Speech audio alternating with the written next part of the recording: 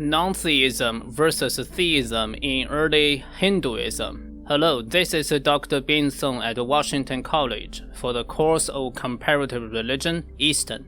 In the first unit of the course, I talk about my interest in religious studies has been driven by two questions I asked to myself triggered by my initial religious experience. What is the meaning of the experience, and how to maintain it? In varying world religious traditions, the first question is answered by the so-called discipline of theology, the central concern of which is about exploring whether there is some ultimate reality which conditions all other realities, while itself being able to provide a panoramic, holistic view towards all realities. Depending upon approaches taken by religions, the ultimate reality has its varying names and specifications: Yahweh, God, Allah, Brahman, Sunyatan, Tian, Tao, etc. So,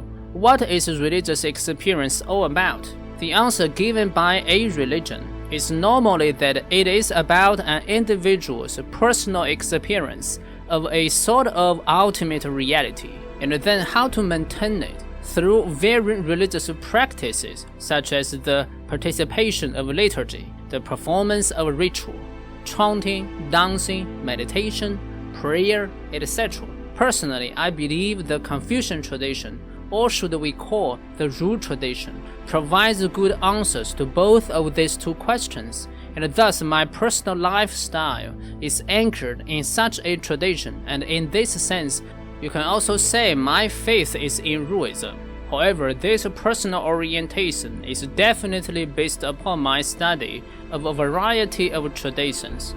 In particular, in order to figure out which sort of theology is the best fit, we do not only need to learn historical writings within a given tradition, we also need to broadly study varying subjects and disciplines so that we can make sure the consistency and interconnection between one's theology and a gazillion other aspects of human life and civilization.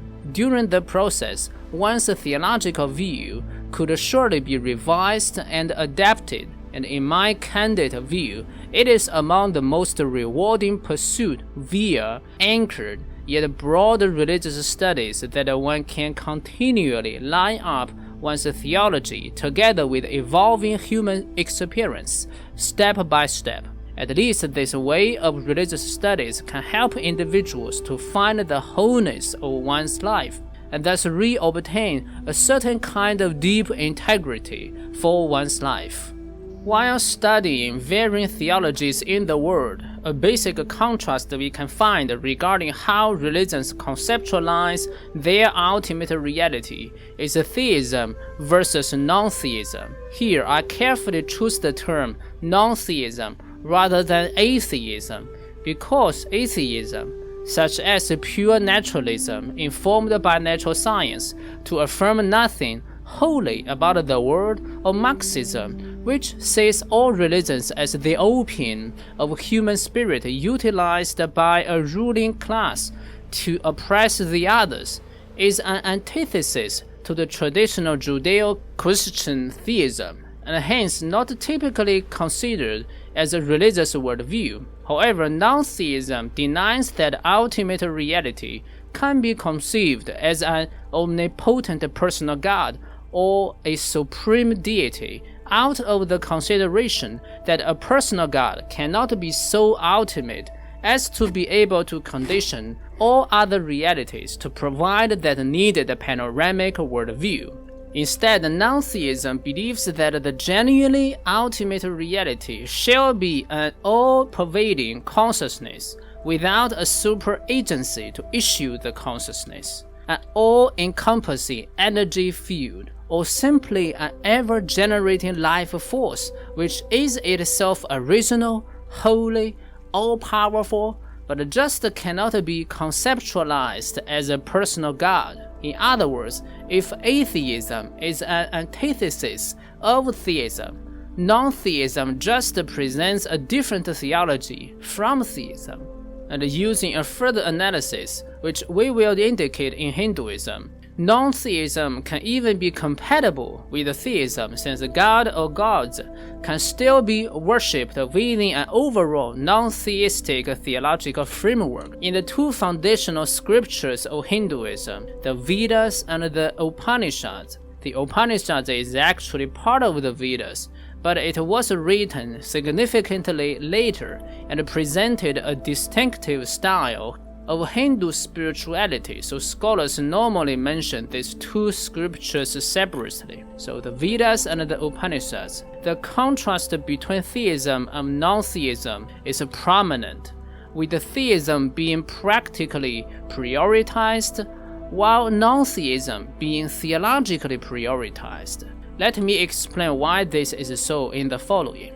Theism is prioritized practically in the Vedas because, first, the social order of ancient Indian civilization needs a cosmic justification, and thus, as exemplified by the mythology of Purusha, the man. In the assigned reading, page 44, the sacrifice of varying parts of the body of this primordial holy giant leads to the creation of the caste system, which is a major organizational principle of ancient Indian society. And second, the being and order of natural phenomena observed by human beings need to be explained, and hence the sequence of creation based upon the activities of a single body shaped like a man gives rise to reasons why varying kinds of creatures are generated, and how humans can have a secure relationship with them via the performance of varying rituals. In other words, since the central concern of the Vedic Hinduism is to maintain social order while increasing social welfare, the theology of theism is prioritized so that an elaborated ritual system can be designed and implemented to maintain a rapport with varying gods and goddesses. However, in the Vedas, particularly in the Upanishads, we discover an even stronger theme of non-theism, which often acts as an unexpected intruder to the already elaborated theistic worldview, and thus furnishes an indescribable philosophical and theological depth to Hindu spirituality. For instance, in the creation hymn of the Rig Vedas, the earliest Vedas that we can read, the existence of gods is depicted as came afterwards, whereas the earliest being in the world is just a life force, a pure desire, which, quote, breathes windless by its own impulse, quote. Also, in chapter 1 of the Brihadaranyaka Upanishads, the creation made by the single body shaped like a man is finally depicted as, quote, Brahman's super creation, quote, which gave rise to all the immortal gods.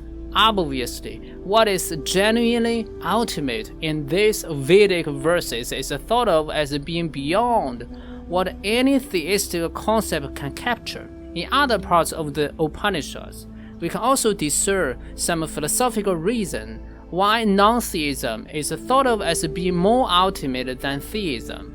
If the ultimate reality is a personal God, then this supreme person will have to perceive the world and varying worldly creatures as an object while himself being a perceiver. In this case, the entire realm of being will have to be divided as a perceiver versus the perceived, which, in the view of those Upanishadic authors, is unfortunate and inadequate, since in the experience of deep meditation, everything in the universe merges into one, and thus what is ultimate per se must not be dualistic.